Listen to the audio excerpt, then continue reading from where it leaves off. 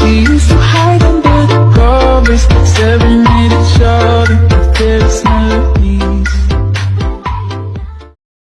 Assalamualaikum warahmatullahi wabarakatuh. Kami dari kelompok 7 kelas 7F, kami akan menjelaskan sistem organisasi kehidupan makhluk hidup.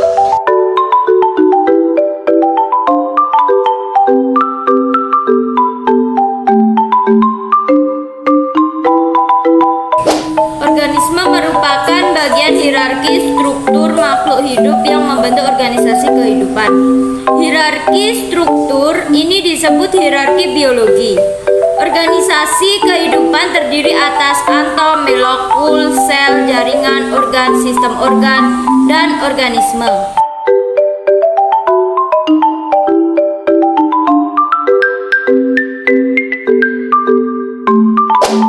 Pada bab ini kita akan membahas 1. Sel sebagai unit struktural dan fungsional kehidupan. 2. Jaringan-jaringan pada hewan dan tumbuhan. 3. Organ-organ pada hewan dan tumbuhan. Dan yang keempat, sistem organ dan organisme. Bab 1. Sel sebagai unit struktural dan fungsional kehidupan. Pada hierarki organisasi kehidupan, sel berada di tingkatan struktural terendah yang masih mampu menjalankan semua fungsi kehidupan. Sel mampu melakukan regulasi terhadap dirinya sendiri, memproses energi, tumbuh dan berkembang, tanggap terhadap lingkungan, serta melakukan reproduksi untuk melestarikan jenisnya. Tiap organisme tersusun atas salah satu dari 2 jenis sel yang secara struktural berbeda. Kedua jenis sel tersebut adalah sel prokariotik dan sel eukariotik. Sel prokariotik yaitu monera, bakteri, dan ganggang biru. Sel eukariotik yaitu protista, jamur, tumbuhan, dan hewan. Monera memiliki nuklus atau inti sel, tetapi inti sel tersebut tidak diselubangi membran inti. Protista, sel yang memiliki inti sel dan inti sel tersebut dibungkus oleh membran inti. Sel prokariotik terdapat pada bakteri, termasuk cyanobacteria. Sel prokariota strukturnya lebih sederhana daripada struktur sel eukariota karena tidak mempunyai organel yang terbungkus membran. Batas sel ialah membran plasma. Di luar membran plasma terdapat dinding sel yang cukup kaku dan seringkali berupa kapsul luar yang biasanya mirip jeli. Sebagian bakteri memiliki flagella, pili, atau keduanya yang menonjol dari permukaan selnya. Sel-sel tersebut akan menyusun tubuh makhluk hidup melalui pengorganisasian yang sistematis.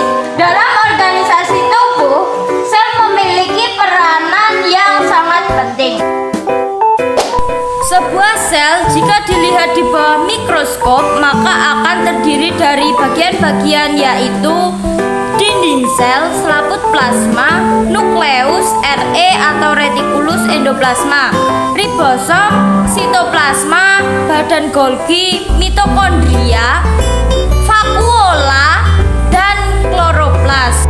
Setiap sel tersusun atas satu membran sel yaitu keluar masuknya zat dan pelindung sitoplasma. 2. Protoplasma yaitu merupakan cairan sel atau plasma sel. 3. Inti sel atau nukleus yaitu berfungsi sebagai pengatur seluruh kegiatan sel. Sel-sel memiliki organel sel yang berada pada sitoplasma yaitu 1. Mitokondria berfungsi sebagai tempat terjadinya respirasi sel yaitu untuk menghasilkan energi. 2. Retikulum endoplasma berfungsi untuk menyusun dan menyalurkan zat-zat ke bagian-bagian sel.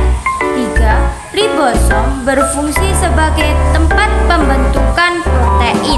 4. Plastida berfungsi untuk fotosintesis. 5. Vakuola pada sel tumbuhan untuk menyimpan cadangan makanan. Pada protozoa untuk mencerna makanan. 6. Badan Golgi berfungsi untuk alat sekresi protein. 7. Lisosom berfungsi mencerna bagian sel yang rusak. Pada sel hewan dan tumbuhan terdapat perbedaan. Pada sel hewan tidak memiliki dinding sel dan kloroplas, tetapi memiliki sentriol dan lisosom.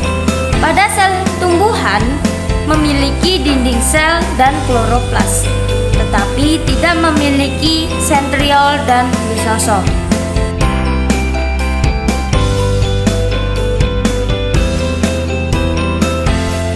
Jaringan pada hewan dan tumbuhan. Jaringan adalah kumpulan sel yang mempunyai bentuk dan fungsi yang sama. Pada hewan dan manusia terdapat beberapa jaringan, yaitu 1. Jaringan epitel melapisi suatu rongga dalam atau permukaan di luar, menerima rangsangan atau sebagai kelenjar. 2. Jaringan ikat sebagai pelindung, penunjang dan mengikat berbagai jenis jaringan dan organ. 3.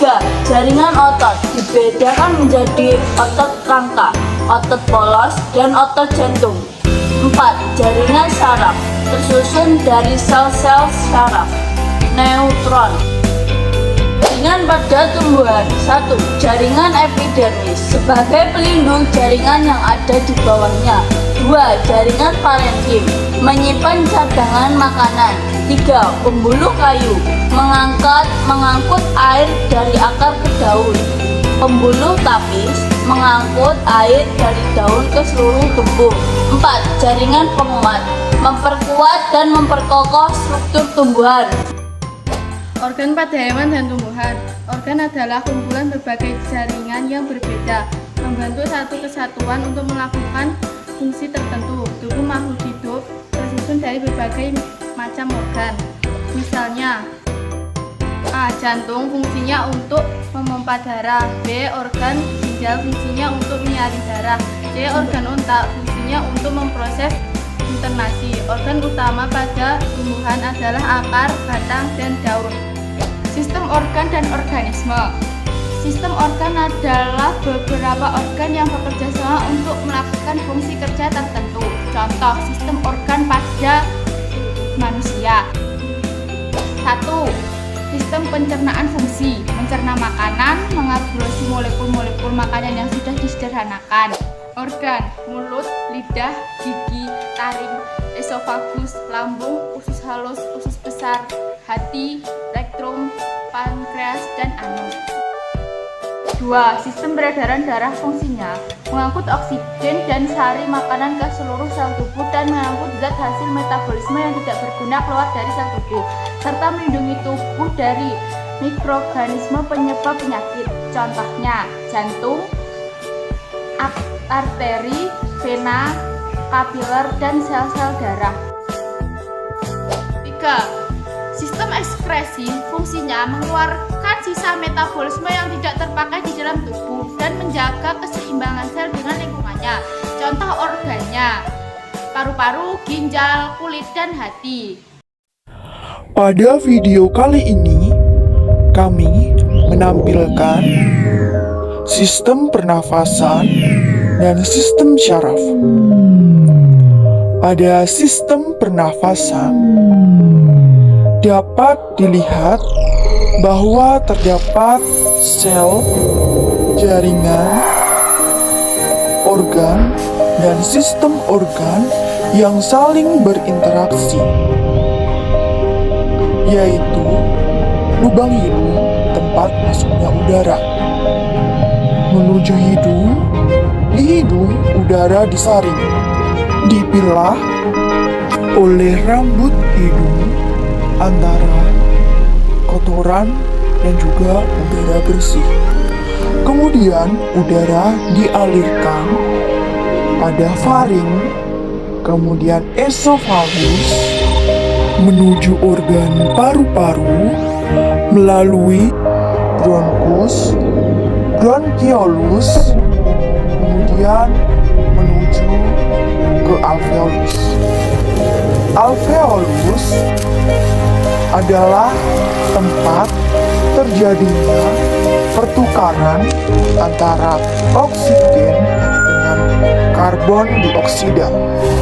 Pada sistem syaraf dapat dilihat terdiri atas bagian-bagian yaitu otak, otak depan, samping kanan dan kiri, belakang, otak kecil. Kemudian terdapat sumsum tulang belakang, di mana sumsum tulang belakang menyampaikan rangsang kepada otak, kemudian organ otak menerima rangsang dan diproses. Otak memproses, kemudian menyalurkan perintah pada bagian yang akan melaksanakan tugas, seperti tangan yang digerakkan atau jari-jari yang digerakkan. Kemudian terdapat sel-sel saraf yang saling berhubungan, kemudian membentuk suatu jaringan saraf. Jaringan saraf ini yang nantinya akan membawa maupun menyampaikan rangsangan kepada satu atau lebih bagian yang akan menjalankan tugasnya. Pada kedua video tersebut dapat disimpulkan bahwa sel, jaringan, organ, dan sistem organ sangat berhubungan erat sehingga menciptakan organisme. Organisme atau individu merupakan makhluk hidup tunggal. Contohnya, seekor kelinci, capung, kucing, sebatang pohon kelapa, dan sebagainya.